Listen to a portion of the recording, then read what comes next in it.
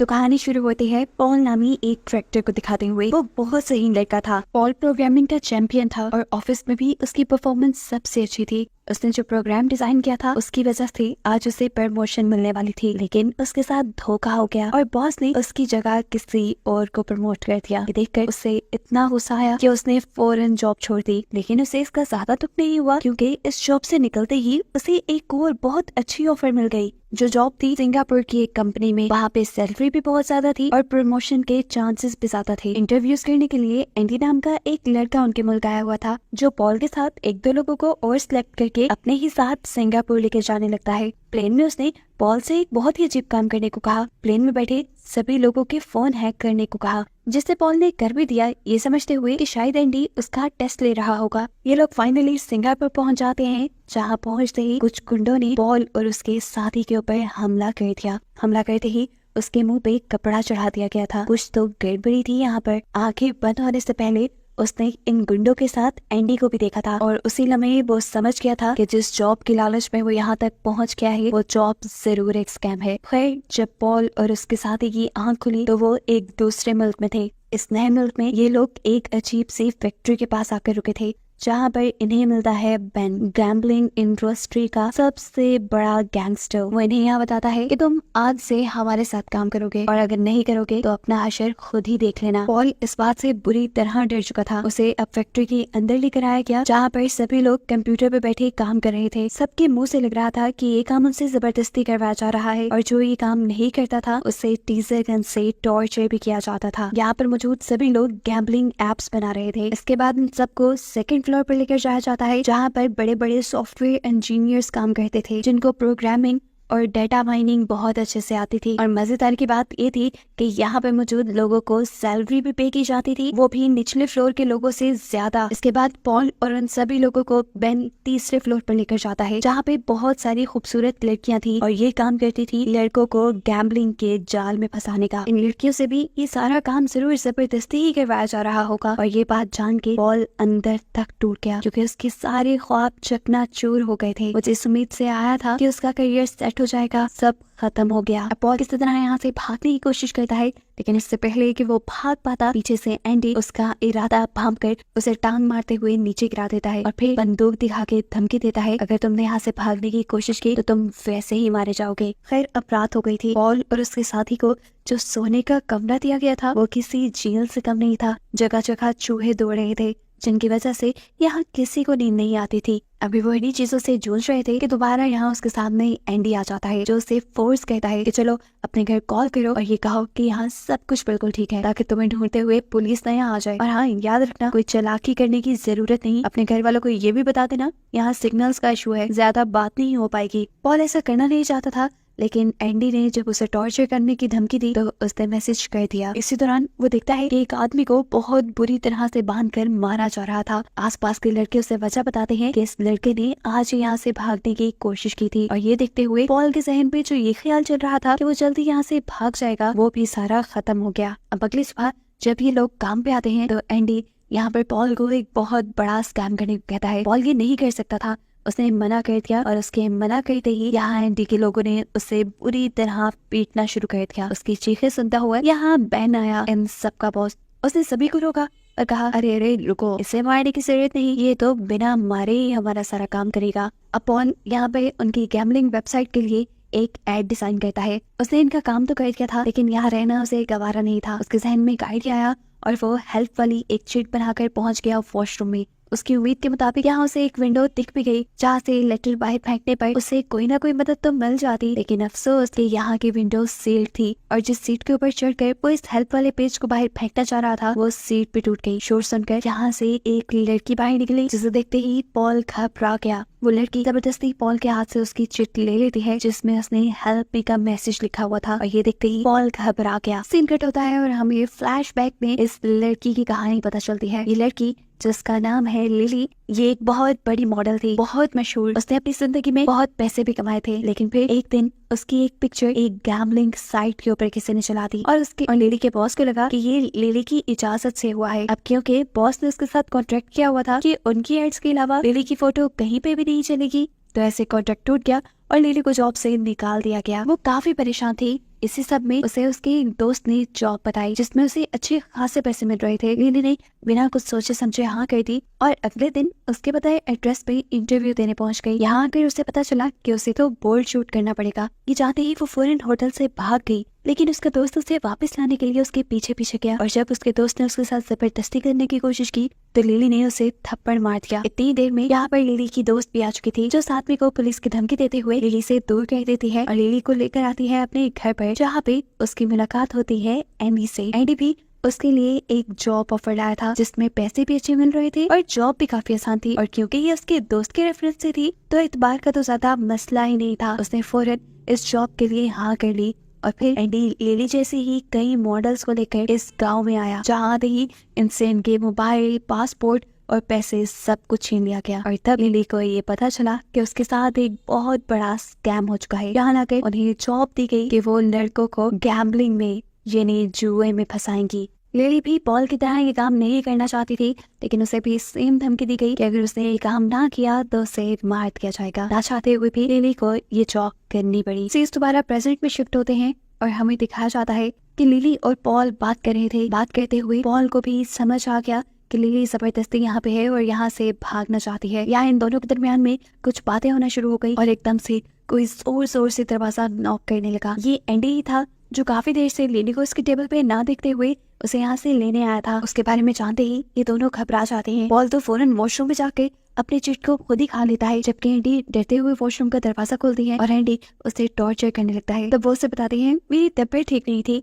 इसी वजह से मैं वॉशरूम में आई थी। एंडी जो काफी बेरहम था, न जाने क्यों उसे इस मर्तबा लिली की बातों पे एतबार हुआ और वो लिली को छोड़ गया। लेकिन वो जानता था कि लिली के साथ अंदर वॉशरूम में कोई था जिसके साथ वो बातें कर रही थी। उसे ढूंढने के लिए उसने वॉशरूम के दरवाजे तोड़ दिए और वहाँ उसे मिला पॉल, जिसको खूब टॉर्चर करने के बाद भी एंडी ये पता न चला पाया कि पॉल कोई सीक्रेट छुपा रहा है। अब सीन कट होता है और हमें मूवी में एक नए कैरेक्टर जॉर्ज से मिलवाया जाता है। उसे आज लिली का मैसेज मिला है। लिली का मैसेज यानी एक गैम्बलिंग ऐप का मैसेज, जिस मैसेज को देखते ही वो लालच में डूब गया और उसने गैम्बलिंग में यानी जुए में पैसा इन्वेस्ट करने का फैसला किया। गेमिंग्स में तो उसे पहले से ही बहुत इंटरेस्ट था और उसका दिमाग भी बहुत चलता था। उसने लिली के साथ पहली गेम खेली और हैरानकुन तौर पर वो ये गेम जीत भी गया और उसे बहुत सारे पैसे मिल गए। पैसे लेकर वो इतना खुश था जैसे उसे पूरी दुनिया मिल गई हो। अगले दिन वो कॉलेज के भी लोगों को ये बात बताता है कि कैसे उसने गेमिंग से इतने सारे पैसे कमा लिए और अब उसने फैसला किया कि वो दोबारा गेमिंग में पैसा लगाएगा। उसने गैम्बलिंग से जीते हुए पैसों से अपनी गर्लफ्रेंड के लिए एक गिफ्ट भी ऑर्डर कर दिया था, जिसके बाद उसे दोबारा लिली का मैसेज आया और वो लिली के साथ गेम खेलने के लिए बैठ गया। इस मर्तबा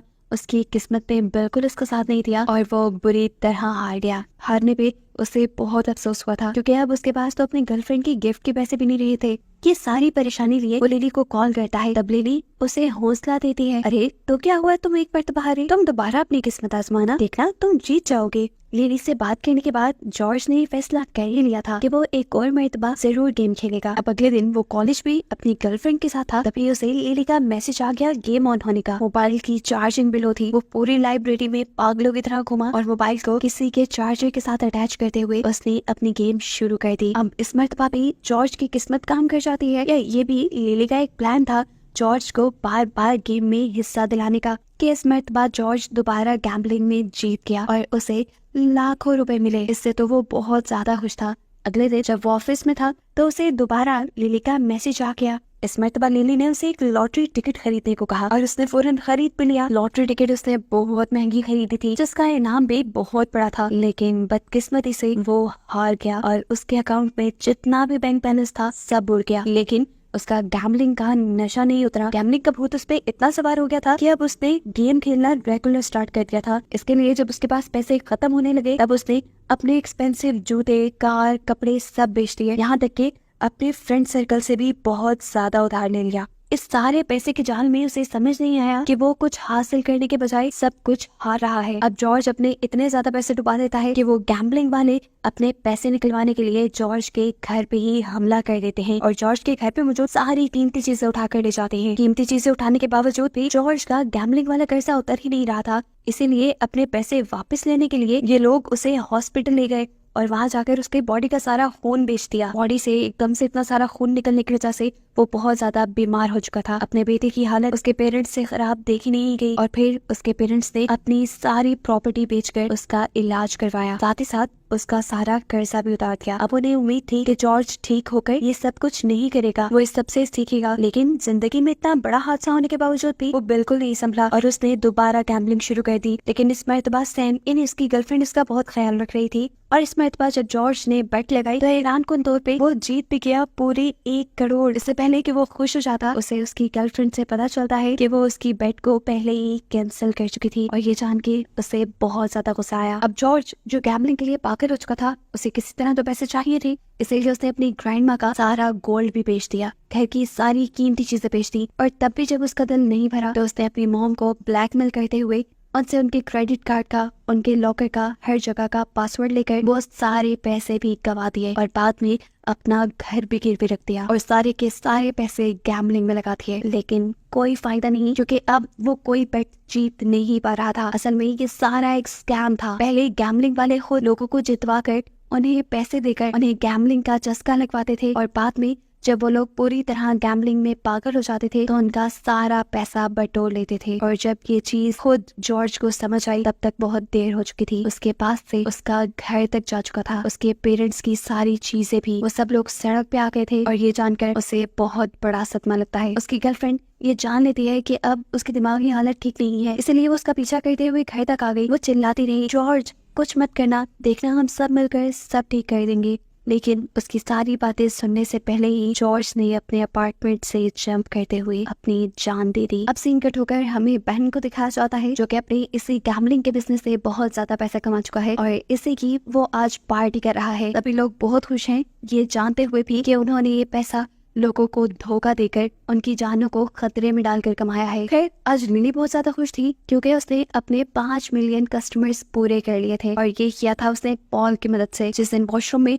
वो दोनों बातें कर रहे थे तब पॉल ने उसे कहा था, मैं तुम्हारी यहाँ से जाने में मदद कर सकता हूँ, प्रोग्रामिंग के जरिए मैं तुम्हारे 5 मिलियन कस्टमर्स पूरे करवा दूंगा और फिर तुम यहाँ से चली जाओगी। अब इसी चीज के चलते वो बेन के पास आती है और उससे अपना पासपोर्ट मांगती है क्योंकि फाइनली अब वो घर जा सकती थी। लेकिन बदकिस्मती उसकी कि बेन ने उसे बताया कि तुम अभी घर नहीं जा सकती, तुम्हें 10 मिलियन का टारगेट पूरा करना होगा अब घर जाने के लिए। और ये सुनकर उसकी सारी उम्मीदें टूट गयी। वो काम करने से मना भी नहीं कर सकती थी क्योंकि इसका अंजाम भी उसे पता था। यहाँ पर अब बेन पॉल से भी बहुत खुश था क्योंकि उसने यहाँ के सारे सिस्टम को इतना हाईटेक कर दिया था कि अब बेन को गैम्बलिंग के लिए दूसरे वर्कर्स की जरूरत नहीं रही थी। उसका सारा काम ऑटोमेटेड हो गया था कंप्यूटर्स के जरिए। इसी वजह से वो पॉल से बहुत ज्यादा खुश था और वो पॉल से कहता है, बताओ तुम्हें क्या चाहिए। और पॉल यहाँ अपने बारे में कुछ सोचने के बजाय यहाँ के सभी वर्कर्स की छुट्टी मांगता है। सब पॉल के इस फैसले से बहुत खुश थे, काफी उसे बात कर जा रहे थे, एक्साइटमेंट बहुत ज्यादा थी। जाते हुए एक लड़का पॉल से मिलकर भी जाता है जिसके हाथ में पॉल ने सीक्रेटली एक नोट दे दिया। इस नोट के अंदर बहुत कुछ लिखा हुआ था। असल में ये पुलिस के लिए एक सिग्नल था और नोट पकड़ने वाला लड़का भी ये बात समझ गया। एयरपोर्ट तक इन सबको छोड़ने के लिए एंडी जा रहा था, लेकिन रास्ते में ही अब एंडी का मन किया सिगरेट पीने का। पैसे उसके पास नहीं थे, इसीलिए उसने सारे वर्कर्स से पैसे मांगना शुरू कर दिए। किसी के पास भी पैसे नहीं निकले सिवाय उस लड़के के जिसे पॉल ने नोट पकड़ाया हुआ था। एंडी जब उसकी सिगरेट लेने गया तो शॉपकीपर ने बताया, एक्सक्यूज मी सर, ये नोट नहीं चल सकता, इस पे कुछ लिखा है। एंडी ने जब उस नोट को पढ़ा तो वो गुस्से से आग बकोला हो गया। वो समझ गया कि पुलिस को कोई खबर पहुंचाने वाला था। उसे में वो बस एयरपोर्ट लेने के बजाय वापस अपनी फैक्ट्री में ले आता है और बेन को सारी बात बता देता है कि कैसे ये सब लोग मिलकर यहाँ की इन्फॉर्मेशन पुलिस को देना चाहते हैं। बेन को भी गुस्सा आ जाता है और वो सभी लोगों को टॉर्चर करने का ऑर्डर देता है। ये टॉर्चर पॉल और लिली दोनों से ही बर्दाश्त नहीं हुआ और सबको बचाने के लिए उन दोनों ने अपने ऊपर इल्जाम ले लिया कि असल में वो हम ही हैं जो पुलिस तक यहाँ की खबरें पहुँचाना चाह रहे हैं। उन दोनों के इस किए की सजा के तौर पर पॉल की तो एक टांग ही काट दी जाती है, जबकि एंडी लिली के सारे नेल्स उखाड़ देता है जिससे उसे बहुत ज्यादा दर्द हुआ। अब ये लोग कुछ और गड़बड़ी ना कर दी,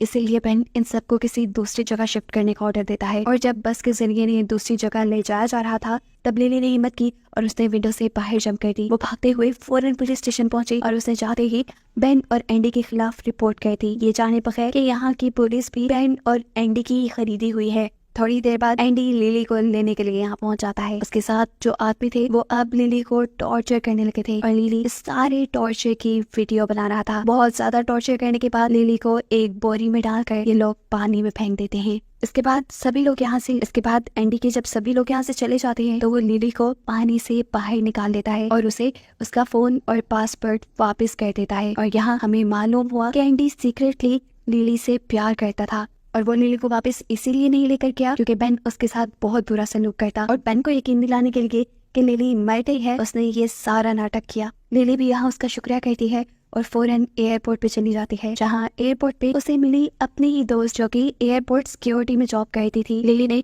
घबराते हुए उसे सब बता दिया जो उसके साथ हुआ था और बेन की सारी गैम्बलिंग एजेंसी का भी राज फाश कर दिया। यहाँ उसे मालूम हुआ कि बेन की गैम्बलिंग की चैन इतनी बड़ी है कि उसे इतनी आसानी से पकड़ा नहीं जा सकता। इसीलिए पुलिस ने भी बहुत ही होशियारी से बेन को पकड़ने का एक प्लान बनाया और चुपके से पॉल के पास एक नोट भिजवाया गया जिसपे एक डेट और टाइम लिखी थी और लिखा था कि इस दिन इस टाइम पर तुम अपना फायर अलार्म ऑन कर देना। पॉल भी सारा कुछ समझ गया कि किसी ने इस चीज की रिपोर्ट पुलिस को करती है। उसने भी खास डेट और टाइम के ऊपर आग जलाते हुए वहाँ के फायर अलार्म जला दिए और ऐसा होते ही पुलिस फोर्स ने यहाँ पे रेड कर दी। अब बेन इस सारी चीजों से बहुत ज्यादा घबरा चुका था। उसे पता नहीं चला कि कैसे पुलिस ने उसे पहचान लिया और कैसे वो यहाँ तक पहुँच गई।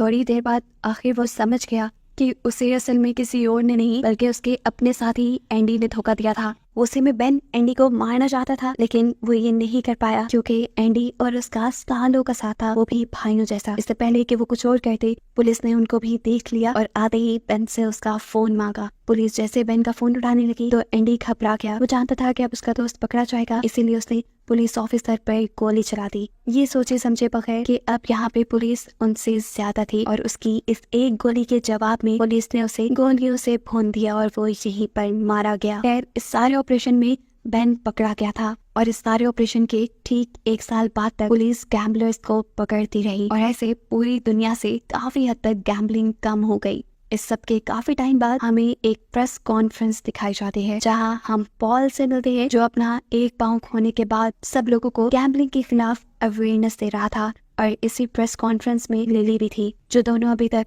अपने ऊपर गुजरा बुरा वक्त नहीं भूल पाए थे। इन दोनों को यहाँ इस प्रेस कॉन्फ्रेंस में दिखाते हुए ये कहानी यही खत्म हो जाती है, लेकिन इस बड़े सबक के साथ कि गैम्बलिंग आपके पैसे के साथ साथ आपकी जान को भी खतरे में डाल सकता है।